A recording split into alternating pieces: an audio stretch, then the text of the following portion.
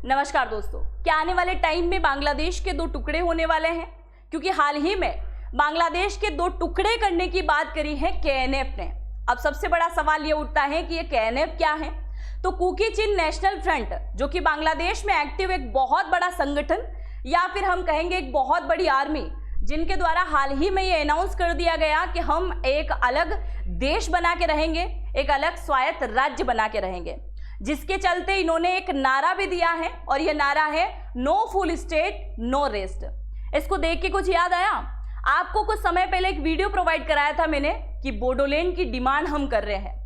भारत का पूर्वोत्तर राज्य असम, जहां बोडोलैंड की डिमांड की जा रही है और उनके द्वारा भी ऐसा ही नारा दिया गया कि जब तक बोडोलैंड नहीं मिल जाता तब तक हम रेस्ट नहीं करेंगे, आराम नहीं करेंगे। और कुछ उसी प्रकार का नारा दिया है कुकी चिन नेशनल आर्मी के द्वारा।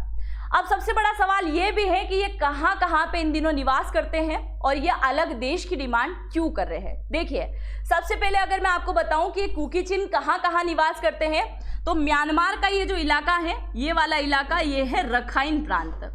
और रखाइन प्रांत का नाम आपने सुना होगा, अभी कुछ दिन पहले बहुत ज्यादा चर्चा का विषय बना हुआ था। रखाइन प्रांत से थोड़ा आगे आएंगे तो ये बांग्लादेश है, और बांग्लादेश का ये वाला इलाका जिसको हम कहते हैं चिटगोंग या फिर इसको चटगांव भी कहा जाता। तो चटगांव का जो पहाड़ी इलाका है, उस पहाड़ी इलाके में ये निवास करते हैं। इससे अगर थोड़ा सा ऊपर चलेंगे तो इधर आ जाता है भारत का हिस्सा, जहां भारत के मिजोरम और मणिपुर के अंदर ये आपको दिखाई देंगे। प्रमुख रूप से हम बात कर रहे हैं एक ऐसी जाति की जिसको हम कुकी कहते हैं, और उन्हीं का एक बहुत बड़ा संगठन है जो कि ये कहाँ काम करता है, ये काम करता है बांग्लादेश के चिटगोंग वाले इलाके में, खासकर पहाड़ी वाले इलाके में। अब ये बहुत ज्यादा चर्चा का विषय कैसे बना, इसको जानने से पहले हम ये जान लेते हैं कि कुकी संगठन की स्थापना किसने करी। ये है नाथन बम, इनका नाम है नाथन बम, जिनके द्वारा 2008 के अंदर इस कुकी संस्था या फिर हम कहेंगे कि कुकी चिन नेशनल फ्रंट की स्थापना कर दी गई थी, जिसके लिए लगातार एक अलग देश की डिमांड करते आ रहे हैं और जिसके चलते एक बहुत बड़ा संगठन ये अभी बन चुका है, जिसके अंदर 1, 2, 3 नहीं बल्कि हजारों की संख्या में लोग कार्यरत है।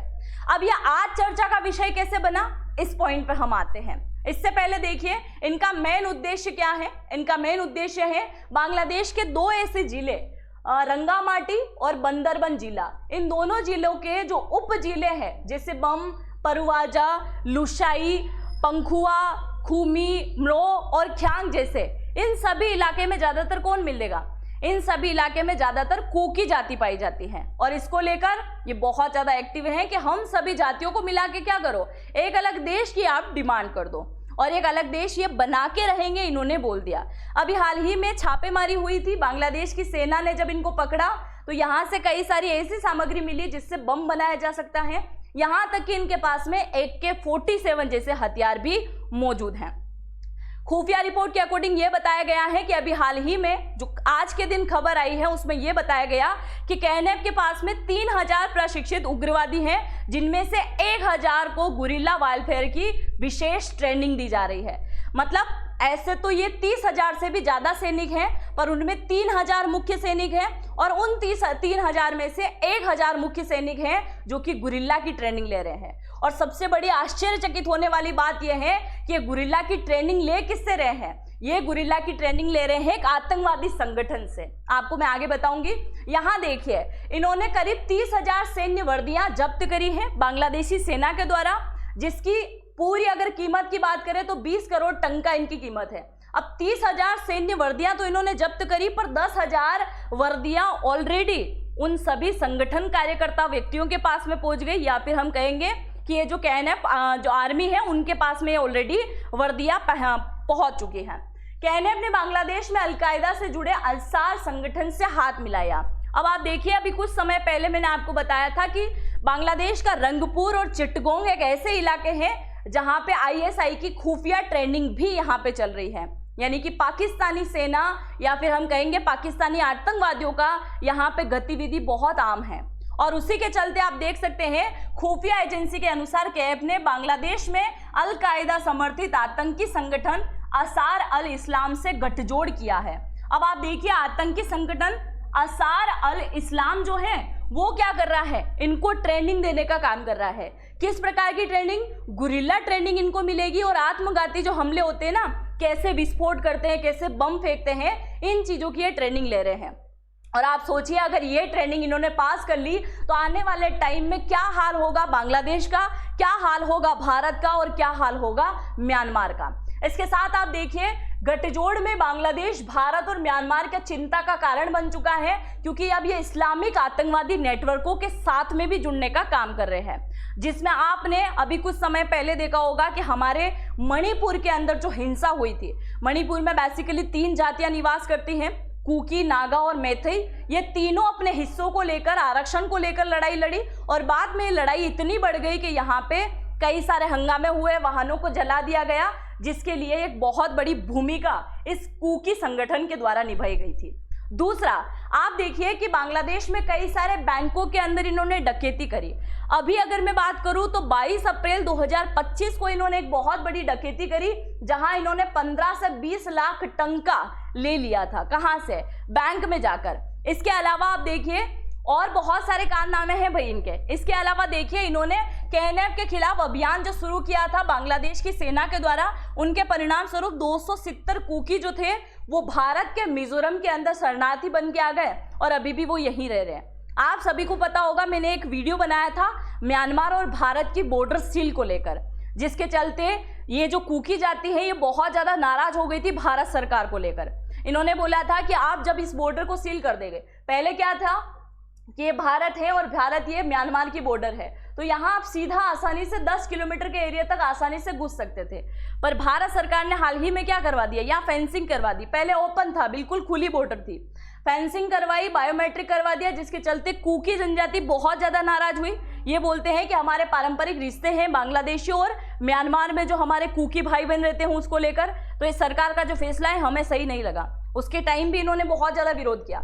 दूसरा, आप देखिए फरवरी 2023 की बात करें तो रैपिड एक्शन बटालियन में जमातुल अंसार फिद, ये बहुत सारे आतंकवादी संगठन हैं जिनके साथ में ट्रेनिंग लेते हुए पकड़े गए थे, जिसमें AK-22 राइफल्स और AK-47 और बम बनाने की सामग्री भी इनके पास में मिली थी। इसके साथ ही अभी हाल ही में 11 मार्च को KNF ने एक निगरानी करी, सड़क का काम चल रहा था, वहां से तकरीबन 12 मजदूरों को क्या कर लिया था, अगवा कर लिया, अफवाह कर लिया, मतलब ले लिया गिरफ्तार में अपने। और बाद में क्या किया, डकैती को लेकर जो फिरौती मांगने हैं वो फिरौती मांगी थी, क्योंकि वो पैसों का इस्तेमाल कहाँ करते हैं, अपने ट्रेनिंग में जो लोग आते हैं उन सभी व्यक्तियों के ऊपर जो है ये उन पैसों को खर्च करते हैं।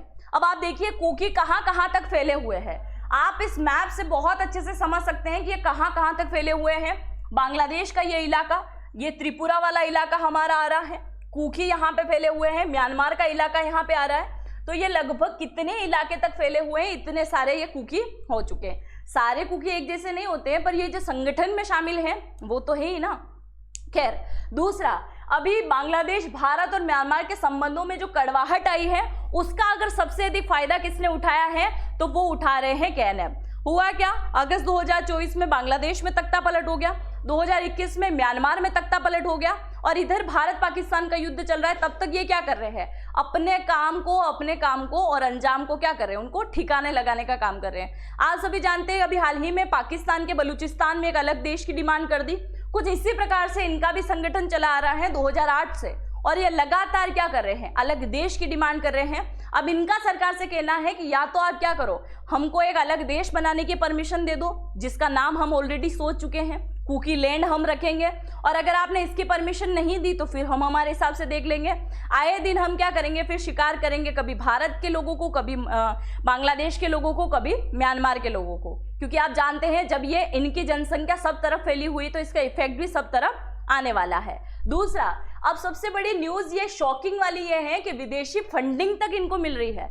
और विदेशी फंडिंग कौन दे रहा है, चाइना दे रहा है और अमेरिका दे रहा है। हालांकि ये प्रत्यक्ष रूप से सामने नहीं है, पर ये एक ऐसे देश है जो सब साइड घूमने का काम करते हैं, सब साइड की पंचायती इन देशों को है, जिसके चलते ये क्या कर रहे हैं, फंडिंग करने का काम कर रहे हैं। वहीं चीन पर म्यांमार में हित साधनों के लिए KNF को समर्थन देने का आरोप लगाया है। आप जानते हैं कि म्यांमार जो है आजकल बहुत ज्यादा बात मानता है चाइना की, और दूसरा पाकिस्तान है वो भी बहुत ज्यादा बात मानता है। तो ये फंडिंग कर भी रहा होगा तो हम इस चीज़ को अच्छे से मान सकते हैं। इसके अलावा नेहलून किपनेंग, जो कि इनके बहुत बड़े एक व्यक्ति संगठन के कार्यकर्ता थे, मार्च 2025 में उनकी पुण्यतिथि मनाई थी, तब भी इन्होंने एक बहुत बड़ी कसम खा ली थी कि हम आने वाले टाइम में जरूर एक अलग देश बना के रहेंगे, अलग राज्य बना के रहेंगे। अब आप मुझे ये बताइए कि इनका ये सब करना सही है कि गलत। अभी एक और न्यूज़ मैं आपको बताऊं, कुछ समय पहले हमारे भारत का जो लेंगपुई एयरपोर्ट है, वहां पे कुछ अमेरिकी व्यक्ति आके उतरे थे, जहां पे कुकी जो पहाड़ी इलाके में निवास करते हैं, उन्होंने देखा कि कोई अमेरिकी दंपति यहाँ घूमने के लिए आया है। जब उनसे पूछताछ करी तो इनका कुछ खास रिप्लाई नहीं आया कि वो क्या लेने यहाँ पे आए। तो इनको लगा कि ये कोई खुफिया एजेंसी के व्यक्ति हैं, तो उनको मार पीट के इन लोगों ने भगा दिया। तो आप देखिए इनका रिएक्शन क्या है और आपको क्या लगता है। आपने पूरा वीडियो देखा है तो इनके बारे में आप क्या सोचते हो कि आने वाले टाइम में ये भारत के लिए खतरा बनेंगे, म्यांमार के लिए खतरा बनेंगे, बांग्लादेश के लिए खतरा बनेंगे? जो भी सोचते हो इनसे रिलेटेड जरूर से कमेंट सेक्शन में लिखिएगा। चैनल पे अगर पहली बार आए हैं तो चैनल को जरूर से सब्सक्राइब कीजिएगा, बेल आइकन को हिट करना बिल्कुल भी मत भूलिएगा। हम मिलते हैं नेक्स्ट वीडियो में, तब तक के लिए जय हिंद, जय भारत।